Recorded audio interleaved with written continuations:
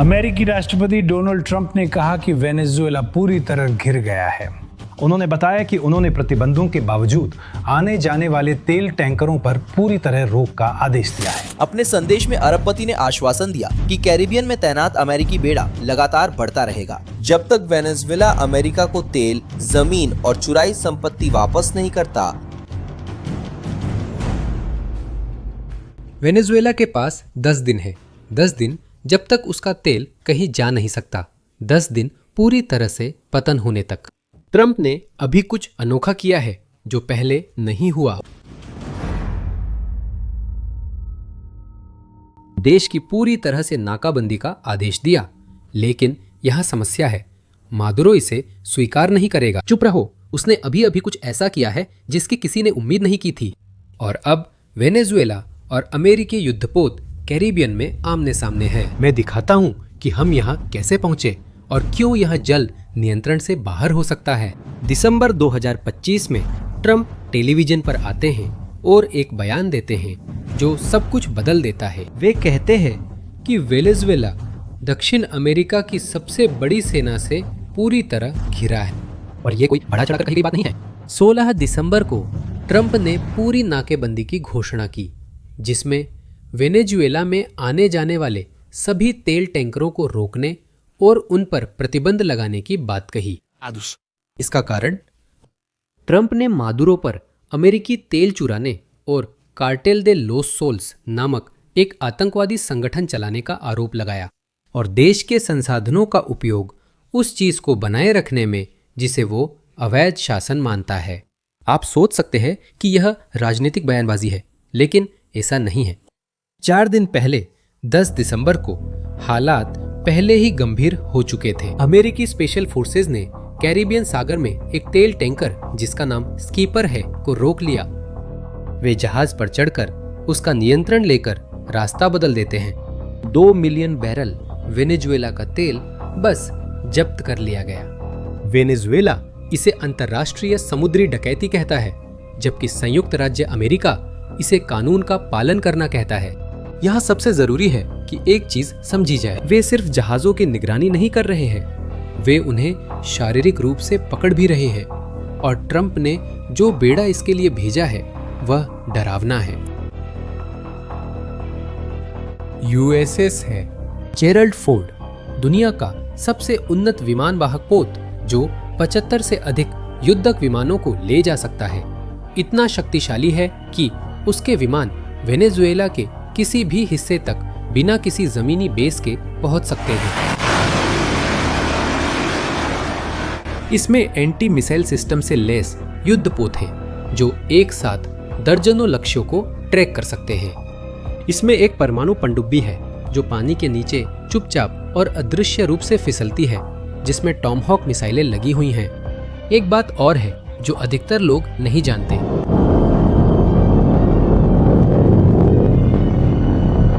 एक जहाज है जिसका नाम है ओशियन ट्रेडर। ओशियन ट्रेडर दिखने में कुछ खास नहीं लगता। यह एक आम मालवाहक जहाज है, जैसा कि आप अक्सर माल ढोते हुए देखते हैं। अंदर से इसे मोबाइल स्पेशल ऑपरेशंस बेस बना दिया गया है। ये नाइट स्टॉकर्स को ले जाता है, वही विशेष इकाई जिसे उस ऑपरेशन में इस्तेमाल किया गया था जिसमें ओसामा बिन लादेन को मारा गया था। ये वही पायलट है जो रात में कम ऊंचाई पर हेलीकॉप्टर उड़ाते हैं ताकि स्पेशल फोर्सेस को दुश्मन के इलाके में भेजा जा सके। और ये जहाज वेनेजुएला के तट से सिर्फ 130 किलोमीटर की दूरी पर काम कर रहा है। क्या आपने इसके बारे में सोचा एक सेकंड के लिए? अमेरिकी स्पेशल फोर्सेस, वही जो पकड़ने और खत्म करने के ऑपरेशन करती हैं, वेनेजुएला से हेलीकॉप्टर की छोटी दूरी पर है। और ट्रंप ने मादुरो की गिरफ्तारी पर इनाम को बढ़ाकर $50 मिलियन कर दिया है। आखिरी बार जब इस क्षेत्र ने इतनी बड़ी अमेरिकी सैन्य तैनाती देखी थी वह 1962 में था, 62, जब क्यूबा मिसाइल संकट हुआ था। लेकिन अब एक अहम फर्क है, इस बार दूसरी तरफ ने जवाब देने का फैसला किया। क्योंकि जब ट्रंप ये घेराबंदी कर रहे थे, मादुरो ने एक ऐसा फैसला लिया जिसने खेल को पूरी तरह बदल दिया। उन्होंने वेनेजुएला की नौसेना को आदेश दिया कि वह देश के तेल टैंकरों को एस्कॉर्ट करना शुरू करे। अब वेनेजुएला के युद्धपोत हर उस तेल टैंकर के साथ जाते हैं जो एशिया के लिए निकलता है, और यहीं पर समस्या है। जब आप दो देशों के युद्धपोतों को एक ही पानी में, एक ही क्षेत्र में गश्त करते हुए रखते हैं तो कुछ गलत होने की संभावना कई गुना बढ़ जाती है। न्यूयॉर्क टाइम्स ने इस बारे में बिल्कुल स्पष्ट कहा था। क्षेत्र में सैन्य जहाजों की बढ़ती आवाजाही सीधे टकराव का खतरा बढ़ा देती है। ये एक घटना हो सकती है, ये धमकियों का आदान प्रदान हो सकता है, ये एक असली सशस्त्र टकराव भी हो सकता है। कल्पना कीजिए ऐसी स्थिति का, एक वेनेजुएलाई तेल टैंकर को एक युद्धपोत द्वारा एस्कॉर्ट किया जा रहा है। एक अमेरिकी डिस्ट्रॉयर उसे रोकता है। दोनों आमने सामने हैं। कौन पहले पीछे हटेगा, और अगर न हटे तो? एक और वजह है जो इसे जरूरी बनाती है। याद है वो 10 दिन जिनका मैंने शुरू में जिक्र किया था? ब्लूमबर्ग के अनुसार वेनेजुएला के पास सिर्फ 10 दिनों के लिए ही तेल भंडारण की क्षमता है। देश तेल का उत्पादन करता है, लेकिन अगर वो निर्यात नहीं कर पाता तो टैंक भर जाते हैं, और जब टैंक भर जाते हैं तो उत्पादन रोकना पड़ता है। और तेल उत्पादन को रोकना भंडारों को स्थायी नुकसान पहुंचा सकता है। तो मादुरो सचमुच समय के साथ दौड़ रहे हैं। उन्हें चाहिए कि ये तेल टैंकर निकल जाए, और ट्रंप ने अभी अभी इसको रोकने के लिए क्षेत्र की सबसे बड़ी सैन्य बेड़ा तैनात कर दी है। ये तबाही के लिए एकदम सही नुस्खा है। लेकिन कहानी और भी जटिल हो जाती है, क्योंकि जब ये सब हो रहा है दूसरे देश बहुत करीब से सब देख रहे हैं, और उनमें से कुछ ने यह जांचने का फैसला किया कि अमेरिकी दृढ़ संकल्प कितनी दूर तक जाता है। सचमुच अब इस हफ्ते मुझे आपको टैंकर हाइपेरियन के बारे में बताने दीजिए। ये कहानी पिछले 2 दिनों में घटी है, और ये ठीक उसी तरह के खतरनाक खेल को दिखाती है जो इस समय खेला जा रहा है। हाइपेरियन एक टैंकर है जो गाम्बिया के झंडे के तहत चलता है, लेकिन ये रूसी माल ढोता है। ये संयुक्त राज्य अमेरिका द्वारा प्रतिबंधित जहाजों की सूची में है, और ये वेनेजुएला के लिए कुछ बहुत जरूरी चीज ले जा रहा था।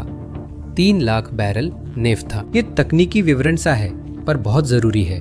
वेनेजुएला का तेल बहुत गाढ़ा और भारी है, लगभग ठोस जैसा, और उसे पाइपलाइनों में बहाने के लिए नेफ्था के साथ पतला करना पड़ता है। नेफ्था के बिना तेल सचमुच पाइपलाइनों में जम जाता है। ये देश की नसों में खून जैसा है।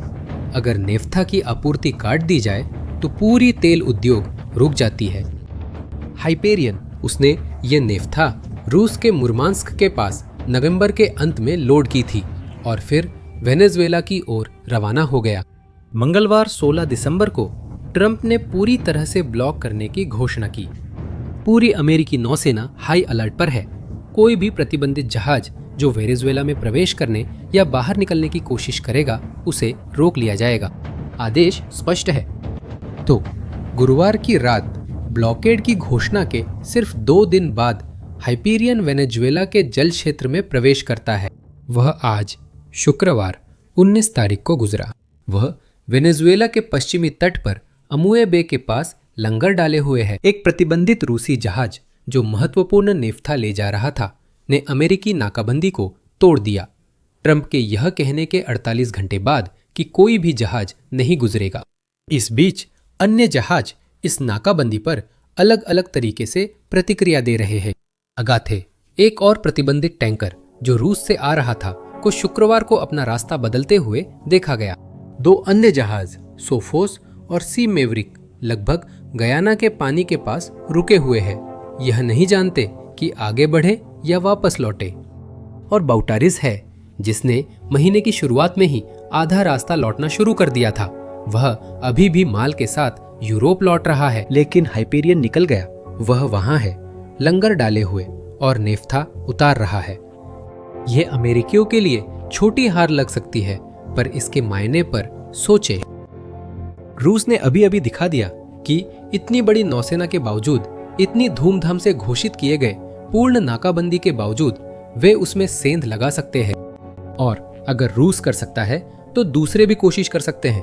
और सिर्फ रूस ही नहीं है जो संयुक्त राज्य अमेरिका को चुनौती दे रहा है। चीन, जो वेनेजुएला का सबसे बड़ा तेल खरीदार है और वेनेजुएला को सबसे ज्यादा पैसा उधार देने वाला देश है, उसने इस नाकाबंदी की निंदा की है और इसे चीन के लिए एक तरफा डराने धमकाने की कार्रवाई बताया है। ये सिर्फ वेनेजुएला नहीं बल्कि अमेरिका क्या कर सकता है इसका उदाहरण है।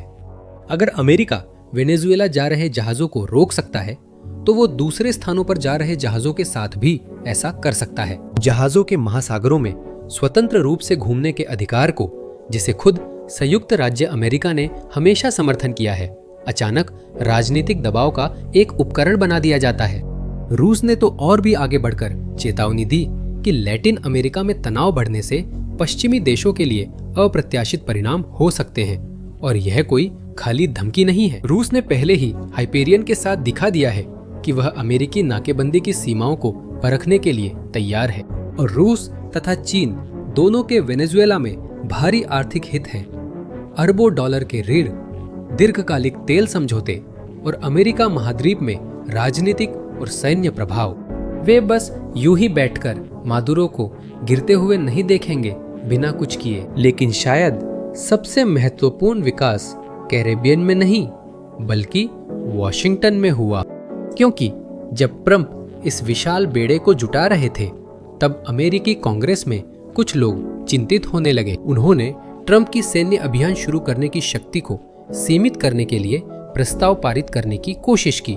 कांग्रेस की मंजूरी के बिना प्रतिनिधि सभा ने मतदान किया और प्रस्तावों को 201 के पक्ष में और 213 के खिलाफ बहुत कम अंतर से लेकिन खारिज कर दिया गया।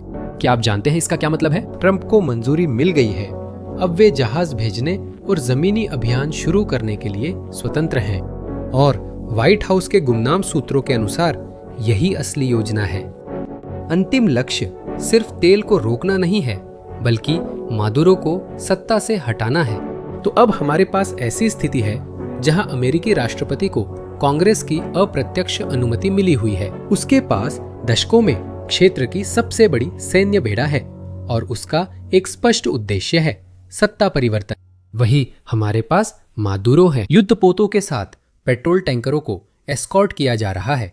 भंडारण के कारण समय तेजी से बीत रहा है और रूस और चीन जैसे शक्तिशाली सहयोगी समर्थन दे रहे हैं और इसके और भी बुरा रूप लेने के संकेत हर दिन सामने आ रहे हैं। F-35 लड़ाकू विमान, जो दुनिया के सबसे उन्नत युद्धक विमान है और पूरी तरह से रडार से अदृश्य हैं, वे वेनेजुएला के तट से सिर्फ 75 किलोमीटर की दूरी पर उड़ते हुए देखे गए। यह कोई सामान्य गश्त नहीं है, यह जानबूझकर उस क्षेत्र में घुसना है जिसे वेनेजुएला अपनी रक्षा का इलाका मानता है। B-52 बम वर्षक, जो रणनीतिक विमान है और परमाणु हथियार ले जाने में सक्षम है, उन्होंने इस क्षेत्र के ऊपर प्रदर्शन उड़ाने भरी। ये ऐसे विमान हैं जिन्हें छोटे मोटे युद्ध के लिए नहीं बनाया गया है। ये विमान बड़े पैमाने पर विनाश के लिए बनाए गए हैं। वे एक संदेश भेजते हैं। वेनेजुएला के रक्षा मंत्री ने इसे एक भद्दी उकसावे की कार्रवाई कहा। यह देश की वायु रक्षा प्रणाली की परीक्षा लेने और ये मापने की कोशिश थी कि वेनेजुएला के लड़ाकू विमानों को जवाब देने में कितना समय लगेगा। लेकिन इससे भी ज्यादा चिंता की बात है, व्हाइट हाउस ने मनोवैज्ञानिक ऑपरेशन की योजनाएं लीक। इसका विचार था कि कराकास पर पर्चे गिराए जाएं, जिनमें मादुरो की गिरफ्तारी पर $50 मिलियन के इनाम को उजागर किया जाए। राजधानी पर आसमान से पर्चे गिरे। हर जनरल, हर अधिकारी, हर सैनिक को याद दिलाया जाए कि अगर वे अपने ही राष्ट्रपति को सौंप दे तो वे अमीर बन सकते हैं। हमें नहीं पता कि यह पर्चा गिराने की कार्रवाई जो वास्तव में बड़े पैमाने पर हुई थी, लेकिन सिर्फ इस योजना के लीक हो जाने भर से ही यह एक मनोवैज्ञानिक हथियार की तरह काम करता है।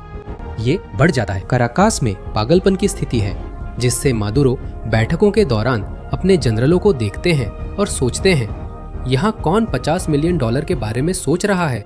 यहाँ किसने CIA से संपर्क किया? यह शुद्ध मनोवैज्ञानिक युद्ध है। इसी दौरान ओशन ट्रेडर जहाज परछाइयों में काम करता रहा। वह ट्रैकिंग सिस्टम बंद कर देता है ताकि सार्वजनिक रूप से ट्रैक न हो सके, लेकिन सैटेलाइट इमेजेस उसे ट्रिनिडेड और टोबैगो के पास दिखाती हैं, जो वेनेजुएला से बहुत कम दूरी पर है। नाइट स्टॉकर्स के साथ बोर्ड पर हमले के हेलीकॉप्टरों के साथ जो बिना किसी चेतावनी के पकड़ने या तोड़फोड़ करने के ऑपरेशन शुरू कर सकते हैं, ट्रंप ने सार्वजनिक रूप से कहा है कि वह इस संभावना से इनकार नहीं करते। जमीनी हमले। सूत्रों का कहना है कि उन्होंने CIA और पेंटागन को वेनेजुएला के अंदर गुप्त ऑपरेशन चलाने की अनुमति दे दी है और अब इन ऑपरेशनों के लिए सभी जरूरी चीजें तैयार हैं। इतिहास ऐसे युद्धों से भरा पड़ा है जो गलती से शुरू हुए, जो ऐसे घटनाक्रमों से शुरू हुए जिन्हें किसी ने नहीं सोचा था, लेकिन जिन्होंने नेताओं को मजबूर कर दिया कि वे या तो कमजोर दिखे या फिर संघर्ष को और बढ़ाए। पहला विश्व युद्ध एक हत्या से शुरू हुआ था, जिससे किसी को उम्मीद नहीं थी कि वह पूरे महाद्वीप में युद्ध का कारण बनेगा। शीत युद्ध के दौरान कई संकट सिर्फ गलतफहमी की वजह से लगभग परमाणु संघर्ष में बदल गए थे और अब कैरिबियन में हमारे पास उन घटनाओं के सभी तत्व मौजूद हैं। जहाज एक दूसरे के बहुत करीब काम कर रहे हैं, तनाव चरम पर है, नेता दबाव में है ताकत दिखाने के लिए, और संकट को जल्दी सुलझाने के लिए कोई सीधी संवाद लाइन काम नहीं कर रही है। यह क्षेत्र अघोषित युद्ध की स्थिति में है। शांति सचमुच इस बात पर निर्भर करती है कि जहाज़ों के कमांडर और फाइटर पायलट तनाव के क्षणों में सही फैसले ले। दुनिया उतना ध्यान नहीं दे रही है जितना देना चाहिए, लेकिन आने वाले दिनों और हफ्तों में कैरिबियन में जो कुछ भी होता है वो न केवल वेनेजुएला का भविष्य बल्कि पूरे लैटिन अमेरिका में शक्ति संतुलन और शायद विश्व की बड़ी शक्तियों के बीच संबंध भी तय कर सकता है। अब मैं आपकी राय जानना चाहता हूँ, क्या आपको लगता है कि यह वाकई सशस्त्र संघर्ष तक बढ़ेगा या यह सिर्फ राजनीतिक दबाव है और आखिर में कोई पीछे हट जाएगा? टिप्पणियों में बताएं आपको क्या लगता है कि आगे क्या होगा, और अगर ये वीडियो महत्वपूर्ण लगे तो उसे किसी ऐसे व्यक्ति से साझा करें जिसे कैरिबियन की स्थिति समझनी है। अब चैनल को सब्सक्राइब करें ताकि आप उन भू राजनीतिक घटनाओं से जुड़े रहें जो वाकई मायने रखती हैं। अगले वीडियो तक के लिए